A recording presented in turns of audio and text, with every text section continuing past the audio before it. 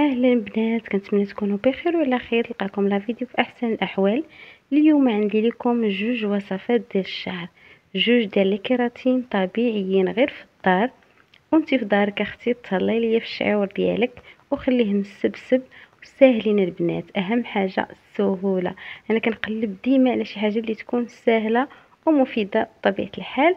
اللي بغات تشوف الكيراتين الطبيعي اللي كنصاوب في الدار تبع لا فيديو حتى الاخر، ما غاديش ندم اختي، غير تفرجي في الفيديو.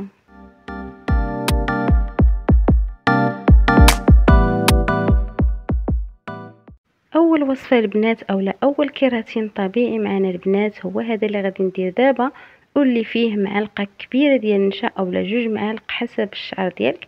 انا بقى عندي غير هنا كما كتشوفوا تقريبا معلقه، غادي نخويها في هذه الكاسرونه هذه وغادي نضيف عليها تقريبا كاس مع مرش ديال الماء، يعني كاس الا ربع ديال الماء. وصافي غادي نخوي على هاد النشا في هاد الكاسرونه هذه كما كتشوفوا. غادي نخلط هادشي مزيان مزيان حتى كيذوب ليا النشا مع الماء، حتى كيذوب مزيان البنات. ضروري انكم تخلطوه على البارد قبل ما تحطوه على العافيه، حتى يعني مع التحريك طبعا حتى كيختار لينا وكيعقد كما كتشوفوا على هاد الطريقه هذه كما كتشوفوا معايا. صافي غيكون دابا واجد معنا، غادي نخليه على جنب حتى كيبرد معايا مزيان مزيان.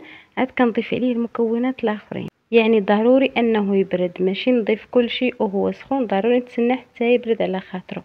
كما كتشوفوا معايا من بعد ما برد خويته في هاد البول هذه اولا هاد الزلافه هذه الصغيره اللي غادي ندير فيها الماسك ديالي.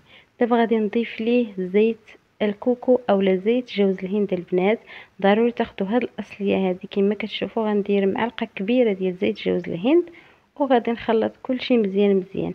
البنات ماشي ضروري انكم ديروا زيت جوز الهند، انا الشعر ديالي كيوالمو زيت جوز الهند، داكشي علاش درتها. يمكن لكم تضيفوا اي زيت كتوالم الشعر ديالكم، المهم انه تكون مرطبه. وهنا غادي ندير اي نوع ديال ماسك مرطب الشعر اولا ماسك اولا حمام زيت ديال الشعر. ضيفي منه معلقه عامره كما كتشوفوا على هذا الشكل. يمكن لكم تستغناو على الماسك وديروا بلاصه الماسك صفار بيضه وتخلطوا كل شيء مزيان مزيان. كما كتشوفوا معايا هاد الماسك البنات فيه غير هاد المكونات ثلاثه، ولكن خاطر تيقوني غديريه لشعرك غيولي مسبسب حرير البنات. اللي بغات دير يعني استشوار او اللي بغات غير تلقوا بحال هكا اللي دير شعرها يعني ماشي حرش بزاف بزاف، دير هاد الوصفه غيجي شعرها رطب بحال اللي دايره استشوار. خطيره البنات، كيعطي واحد اللون واحد الترطيب خطير للشعر. الزغبه كتولي يعني مسرحه وما طالعاش في السما ومشي هكا.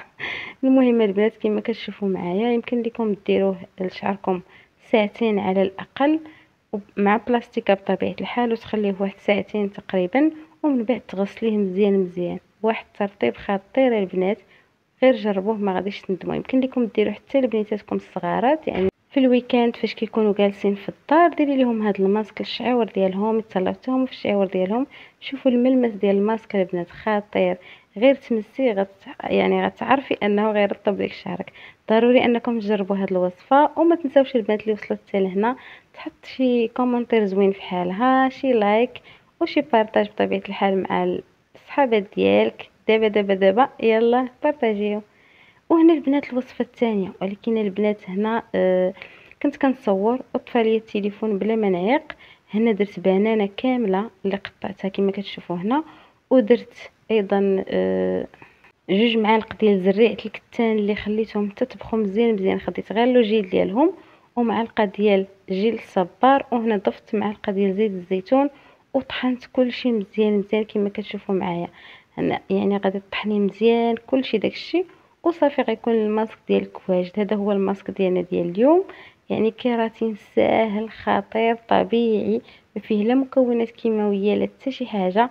واعره البنات، كديريه للزغبه ديالك يعني كتغدى. هذا الماسك الثاني اللي درت لكم منه ترطيب ومنه تغذيه، الشعر ديالك كيتغذى مزيان مزيان وكتولي الزغبه يعني ثقيله. وكما كتشوفوا معايا الكريم ديالي اولا الماسك ديالي خطير كريمه البنات. شوفوا معايا كيفاش القوام ديالو واعر واعر واعر البنات، غير جربوه كيرطب الزغبه من اول استعمال غتشوفي النتيجه. هنا غادي نخوي الماسك ديالي في شي زلافه بحال هكا ديال اللي كنستعمل بحال هكا ندير فيها الماسكات. غادي نخوي هذا الماسك ديالي وشوفوا معايا القوام ديالو كريمي خطير، تمني غير انك تاكليه. وصفة البنات يعني هذا هو الماسك ديالنا، هذه هي الوصفة ديال اليوم. ما تنساوش اللي بغات شي وصفه تخليها لي في التعليق، نحطها في لي فيديو الجايين. وما تنساونيش من لي لايك ديالكم، هما اللي كيشجعوني، لي لايك والتعليق وحتى البارطاج. علاش لا تبارطاجيو مع صحاباتكم، العائله ديالكم، البنات اللي يعني كيعجبوهم الوصفات، بارطاجيو معهم القناه باش هكا نتشجع ونحط لكم وصفات اخرين. تهلاو فراسكم، باي.